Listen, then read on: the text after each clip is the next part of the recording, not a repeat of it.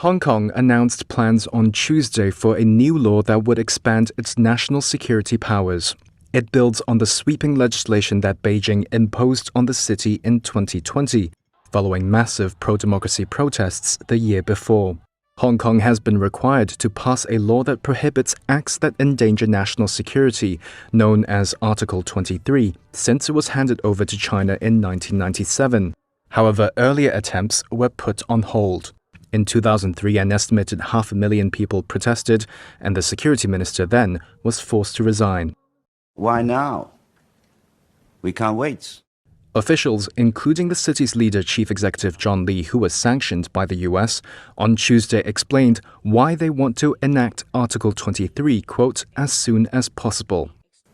We still have to watch out for potential sabotage, undercurrents that try to create troubles, particularly some of the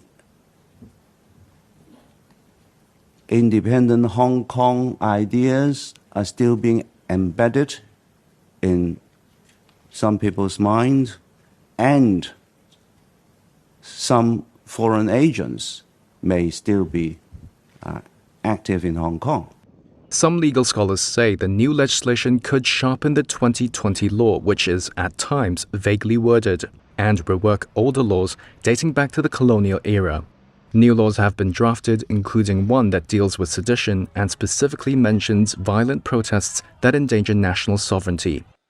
There's also a new law against computer-based actions that harm national security. Lee also said the legislation would not call for transfer of people over the border to mainland China. The law we are legislating will have no element at all about sending any arrested persons in Hong Kong to the mainland. Lee said that the security legislation will respect people's and organizations' rights and freedoms and meet international standards. He has made it a policy goal to bring the shelved Article 23 back by this year. When people see that this law will bring security and also stability, they will love it. Lee's policy focus, he announced last year, was stimulating the city's economy when the local stock market had struggled and as some families have sold flats and moved abroad. Public consultation on the legislation is set to end February 28th.